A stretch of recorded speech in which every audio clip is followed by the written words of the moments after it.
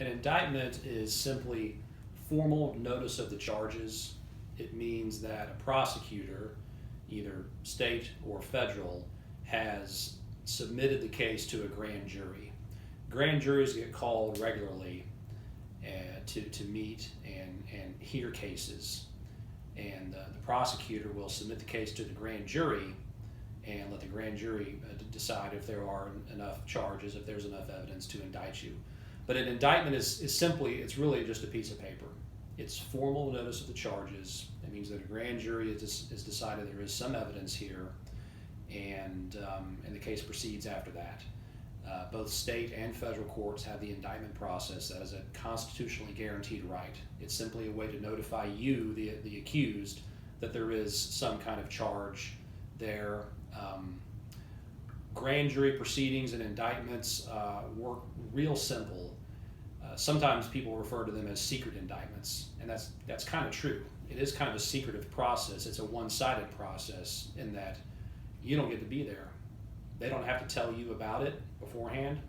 They don't have to tell me as your attorney. I don't get to go there and cross-examine witnesses or file any motions. It's all done strictly for the prosecution, so they can get it in front of a grand jury. They don't have to bring all their witnesses, okay? They can usually have just a police officer or detective or whoever investigated the case read off a police report to the grand jury, and they can decide if that's enough proof. That's really all it takes. It's a very simple, one-sided process. It's kind of a rubber stamp, really. It's just a rubber stamp process.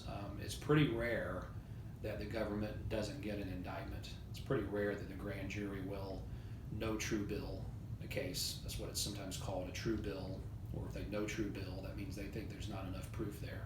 And if they fail, if the prosecution fails that first time, they can go back and do it again. They can try it again, but that's pretty rare. They usually get it on the first try because the standard is so low. You know, the standard of proof is so low. It's very easy to meet. Now, for a lot of you charged with a crime, you may never see an indictment.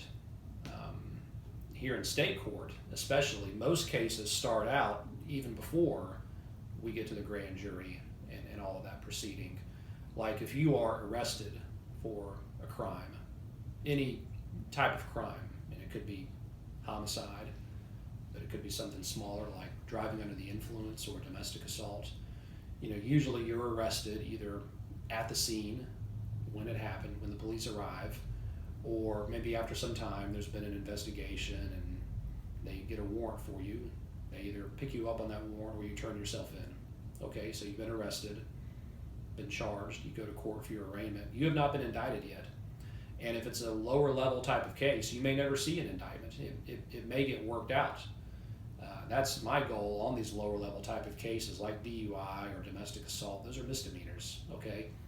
And usually misdemeanors don't have to go that far to the indictment process. They can, and in most cases should be, I think, worked out before it goes that far. If it's homicide, if it's a sex crime, it's a different story. That's very likely going to go to the grand jury. You will get indicted on that. But there's all kinds of proceedings that can happen before you ever get indicted. And again, if it's a misdemeanor, and even some lower level felony type cases, you may never see that. It may never go that far, and that's usually a good thing for you, the client, because here in state court in Memphis, I mean, once you get indicted, you're looking at another probably 2 years of legal proceedings. Okay, so if we can work it out and cut out 2 years of all that, that's pretty good. That's my goal for my clients. In federal court, it's a little bit different. Yeah, in a previous video, I explained some of the federal process and how people are charged. And usually, in federal court, the government and law enforcement are laying their case for quite a period of time. For months, they may be investigating you and other people, and just gathering their case and building their case. And in federal court, once they do that, they take it to the grand jury, and they get the indictment, and then they pick you up. So all that's going on without you even knowing about it, and you will likely not even know that you're under indictment or that you're being indicted until it happens, and then U.S. Marshals come and pick you up. So they kind of, most of the time, do it opposite in federal court. In state court, it's usually arrest you, you go to court, and then you get indicted. In federal court, it's you get investigated, they build their case, they indict you, then they arrest you. That's usually how it happens. There are some exceptions to that. So that's how an indictment works. You hear that word, somebody's been indicted, the prosecution is seeking an indictment. What does that mean exactly? Again, it's just a piece of paper. It's just formal notice of the charges.